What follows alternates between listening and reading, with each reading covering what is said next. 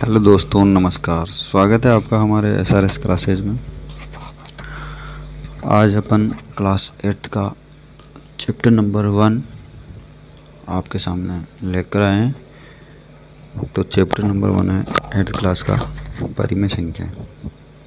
Chapter का नाम है परिमेय संख्या। तो आज अपन परिमेय संख्या पढ़ेंगे। अब ये परिमेय संख्याओं को जानने से पहले अपने को संख्या सिस्टम को समझना पड़ेगा, क्योंकि संख्या अगर समझ में नहीं आ रही है तो परिमेय संख्या अपने को नहीं आएगी। तो संख्याएं को अपने को समझना पड़ेगा और संख्याओं के बारे में बारीक बारीक सी जानकारी अपन निकालेंगे और उस जानकारी को आपको समझना होगा, जिसको अपन नंबर कहते हैं। तो अपन नंबर्स पढ़ेंगे। क्लास 9th में वैसे वापस जाके पढ़ोगे आप। क्लास 9th में पूरा नंबर जो सिस्टम है वो आपको वापस पढ़ना पड़ेगा। अभी केवल अपने को परिमेय संख्या पढ़नी है, इसी वजह से परिमेय संख्या के अकॉर्डिंग अपने को यहाँ पर संख्याओं की जानकारी होना ज़रूरी है। अगर संख्याओं की जानकारी नहीं होगी तो जो इस चैप्टर के अंदर जो गुणधर्म हैं, क्रम विनिमय हो, संवर्त हो, साचरी हो या वितरण या बंटन का गुणधर्म हो, ये इस प्रकार के गुणधर्म को अपन आसानी से नहीं कर पाएंगे और ये समझ में भी नहीं आएंगे। तो आइए बढ़ते हैं अपन संख्याओं की तरफ। सबसे पहली जो संख्याओं के जो प्रकार में आती है, सबसे पहली जो संख्या आती है वो आती है प्राकृत संख्या। अब प्राकृत संख्या सब जानते हो।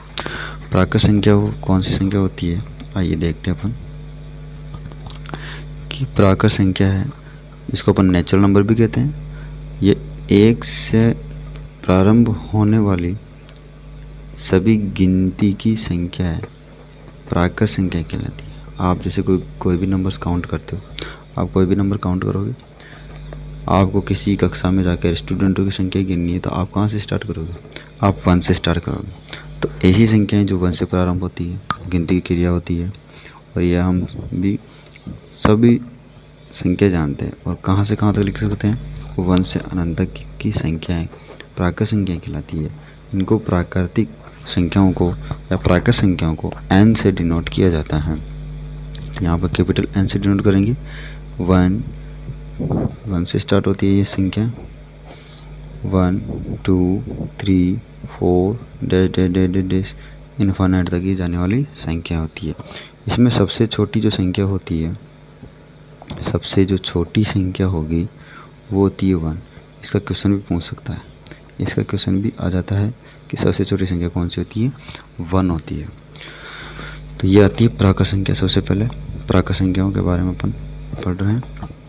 तो प्राकृत संख्या आपको याद रखना होगा कि सबसे छोटी संख्या कौन सी होती है, प्राकृत संख्या में कौन कौन सी आती है, और इसमें सभी जो संख्या होती है वो धनात्मक होती है। सभी संख्या कौन सी होती है? धनात्मक संख्या होती है, ऋणात्मक संख्या नहीं आती इसके अंदर। तो इसके अंदर ऋणात्मक संख्या नहीं होगी। चलते हैं नेक्स्ट पेज पर। अब आती है पूर्ण संख्या, होल नंबर। होल नंबर पूर्ण संख्या, इसको अपन W से लिखते हैं। इसको अपन किससे लिखेंगे? W से रिप्रेजेंट करते हैं। ठीक है, तो आइए देखते हैं अपन पूर्ण संख्या। पूर्ण संख्या देखते हैं, जिसको अपन होल नंबर कहते हैं। 0 से सभी गिनती की संख्याएं पूर्ण संख्या कहलाती है। कहने का मतलब क्या हुआ कि ऐसी संख्याएं जो कहाँ से स्टार्ट होती है? 0 से स्टार्ट होती है और अनंत तक जाती है। अभी जो प्राकृत संख्या आई थी वो कहाँ से स्टार्ट हो रही थी? 1 से और इनफाइनाइट तक जा रही थी। तो यहाँ पर अब अपन पढ़ रहे हैं होल नंबर। तो होल नंबर कहाँ से स्टार्ट होगी? 0 से स्टार्ट होगी और जाएगी इनफाइनाइट तक। ऐसी संख्याओं को अपन पूर्ण संख्या कहते हैं। तो देखते हैं पूर्ण संख्या कौन सी होती है। इनको इरेज करते हैं। अब पूर्ण संख्या होती है कि 0 1 2 3 4 dash dash dash dash infinite तक। इसको अपन W से लिखते हैं। ये होती है पूर्ण संख्या। आपको थोड़ा बहुत इंग्लिश का ये जो वर्ड है होल नंबर्स, वो आपको भी याद रखना पड़ेगा। तो ऐसी सारी संख्याएं जो 0 से स्टार्ट होती हो, जिनकी गिनती 0 से स्टार्ट होती हो वो सभी पूर्ण संख्या कहलाएगी। ठीक है बच्चों, तो ये पूर्ण संख्या कहलाएगी। और इनमें जो सबसे छोटी जो संख्या आती है भाई, सबसे छोटी जो संख्या आती है बच्चों वो कौन सी होती है, दिख रहा होगा आपको। सबसे जो छोटी संख्या आती है वो होती है 0। सबसे छोटी संख्या कौन सी होगी, 0 इसके अंदर शामिल होगी। और ये सभी संख्याएं क्या होती है बच्चों, धनात्मक होती है। इसके अंदर ऋणात्मक संख्या नहीं आती, मतलब इसके अंदर ऋणात्मक संख्या नहीं आएगी, केवल क्या आएगी, धनात्मक संख्या होगी। और कहाँ से स्टार्ट होगी, 0 से स्टार्ट होगी बच्चों। ठीक है, आई समझ में। तो ऐसे पढ़ते रहो। आगे नेक्स्ट पेज पे चलते हैं, अगली संख्या के ऊपर। अब आती है पूर्ण संख्याएं। अब आएगी कौन सी, पूर्ण संख्याएं, जो हमने अभी पढ़ी है। और अब आएगी कौन सी, पूर्णांक संख्याएं, जिसको अपन इंटीजर कहते हैं। इसको अपन जेड से रिप्रेजेंट करते हैं। ऐसी संख्याएं जो -∞ से लेकर +∞ तक की संख्या, जिसके अंदर धनात्मक संख्या प्लस ऋणात्मक संख्या प्लस 0 शामिल हो, ऐसी संख्याएं पूर्णांक संख्या कहलाती है। 0 सहित सभी धनात्मक और ऋणात्मक संख्या, देखो यहाँ पे दिख रहा है, पूर्णांक संख्या कहलाती है। ये सभी ऋणात्मक संख्याएं और पूर्ण संख्याओं का संग्रह पूर्णांक संख्या कहलाता है। पूर्णांक संख्याओं को जेड से निरूपित करते हैं। एक जर्मन शब्द में जहलीन, जिसका अर्थ होता है गिनना, इसीलिए पूर्णांक संख्याओं को जेड द्वारा निरूपित किया जाता है। और ये संख्या रेखा पर धनात्मक संख्याओं को धनात्मक पूर्णांक कहा जाता है और ऋणात्मक संख्याओं को ऋणात्मक पूर्णांक कहा जाता है।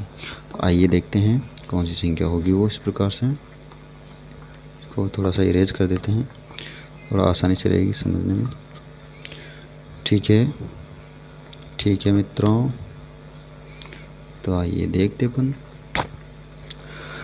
तो इसको अपन किस से डिनोट करते हैं, इसको अपन जेड से, जिसको जहलीन था, जिसका अर्थ था गिनना, तो इसको जेड से करते हैं। तो इधर -∞ आएगा, डैश -3 -2 -1 0 1 2 3 डैश +∞। तो ये -∞ से लेकर +∞ तक की जो संख्या हैं वो सारी की सारी संख्याएं किस में आएगी, पूर्णांक संख्या में आएगी। अब इसके अंदर जो आने वाली जो संख्या है वो प्राकृत संख्या भी इसी के अंदर आ रही है, पूर्ण संख्या भी इसी के अंदर आ रही है। तो ये दोनों संख्या मिलकर इसके अंदर आ रही है। ठीक है, तो अपन कह सकते हैं कि सभी प्राकृत संख्याएं पूर्णांक संख्या होती है, सभी प्राकृत संख्याएं पूर्ण संख्या होती है, सभी पूर्ण संख्याएं पूर्णांक संख्या होती है। तो इस प्रकार से अपन इन संख्या के बारे में बता सकते हैं। ठीक है बच्चों, आगे चलते हैं। अब देखेंगे अपन, ये जो संख्या दिख रही है अपने को, जो ये संख्या दिख रही है यहाँ से ये वाली, ये संख्या होती है ऋणात्मक, इनको कहते हैं अपन ऋणात्मक संख्या। और जो ये संख्या दिख रही है वो धनात्मक संख्या है। कौन संख्या है, धनात्मक संख्या। ठीक है बच्चों, ये धनात्मक संख्या। और ये होता है 0, बीच में जो शामिल होगा बिल्कुल मध्य बिंदु होगा जो 0 होगा।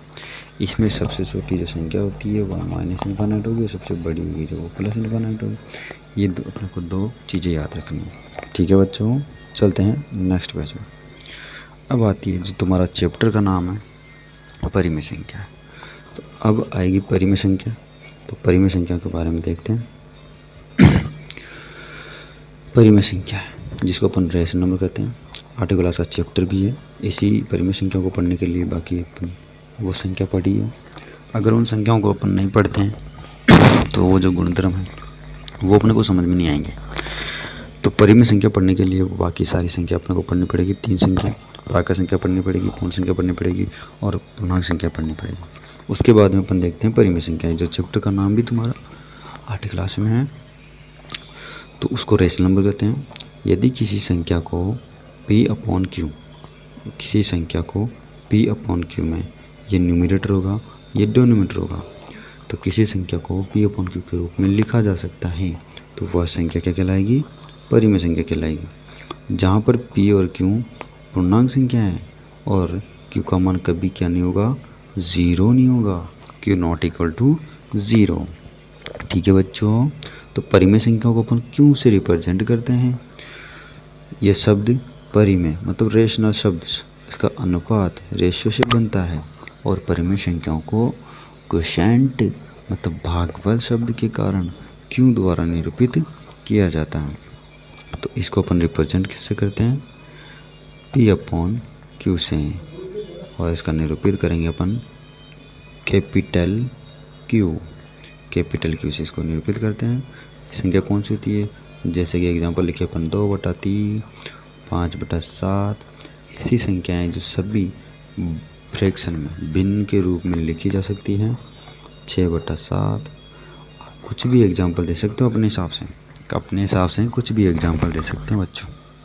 ठीक है, जैसे √4, अब यहाँ पर अंडर रूट में आ रही है, ये किस में आ रही है? अंडर रूट में संख्या आ रही है, तो अंडर रूट में संख्या क्या परिमेय संख्या होगी या अपरिमेय संख्या होगी? तो बच्चों यहाँ पर देखना है कि अगर पूर्ण वर्ग संख्या अगर रूट के अंदर आ रही है तो वो संख्या होगी परिमेय संख्या।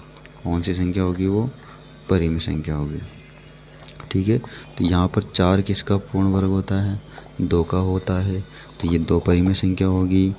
अगला एग्जांपल देखें कि √16 है, 4 होता है, परिमेय संख्या है, ये भी कौन संख्या होगी? परिमेय है।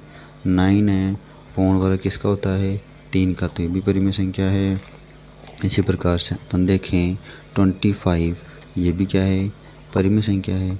मतलब सारी जितने भी पूर्ण वर्ग संख्या आ जाएंगी, तो यहाँ पर आपको इस चीज़ को याद रखना है कि रूट में पूर्ण वर्ग अगर संख्या आपको पास में आ रही है तो वो सारी क्या होगी? परिमेय संख्या होगी। कौन सी संख्या होगी बेटा? वो परिमेय संख्या होगी। वो सारी की सारी परिमेय संख्या होगी, वो अपरिमेय संख्या नहीं हो सकती। तो अपन उदाहरण बहुत सारे दे सकते हैं, जैसे √4 लिख सकते हैं, और इसके अंदर सभी जो पूर्णांक संख्या हैं, सभी पूर्णांक संख्याएं भी परिमेय संख्या होती है। सभी पूर्णांक संख्या भी परिमेय संख्या होती है, परिमेय संख्या होती है, क्योंकि यहाँ पर -∞ से +∞ तक होती है, और अपन 1 लगा के अपन इन संख्याओं के बीच में लिख सकते हैं। ठीक है, 0/1 यहाँ पर 0 आंसर होगा। 0.1 0 होता है, जो एक परिमेय संख्या है, जो एक क्या है? परिमेय संख्या है। लेकिन 1/0 एक अपरिमेय संख्या होती है, इसका मान अपरिमित होता है, इनफाइनाइट होगा, तो ये अपरिमेय संख्या है। ये क्या है? अपरिमेय संख्या है, मतलब ये परिमेय नहीं होगी, परिमेय नहीं होगी। ये p/q में तो है, लेकिन यहाँ पर अपने कंडीशन पड़ी थी कि q का मान 0 नहीं होना चाहिए। यहाँ क्या आ रहा है? q का मान 0 आ रहा है। ठीक है दोस्तों, तो आज केवल अपन संख्या पढ़ेंगे। इसके बाद में अपन जो इसके गुणधर्म है, इस चैप्टर के गुणधर्म अपन पढ़ेंगे, जैसे कि संवर्त हो गया, साचरी होगा, और वितरण नियम हो गया, क्रम विनिमय नियम हो गया। इन गुणों के बारे में अपन बात करेंगे। तो आज की क्लास में केवल हमने संख्याओं के बारे में पढ़ा है, और इस वीडियो को आप पूरा देखें तो संख्याओं के बारे में आपको अच्छी जानकारी मिलेगी, और उम्मीद होगी आपको वीडियो अच्छा लगा होगा। अगर अच्छा लगा हो तो कमेंट करके हमें बताएं, और लाइक करें, शेयर करें, अपने दोस्तों को ज़्यादा से ज़्यादा शेयर करें, सभी संख्याओं के बारे में पहचान सकें। और अगले वीडियो में अपन गुणधर्मों के साथ में आएंगे। धन्यवाद।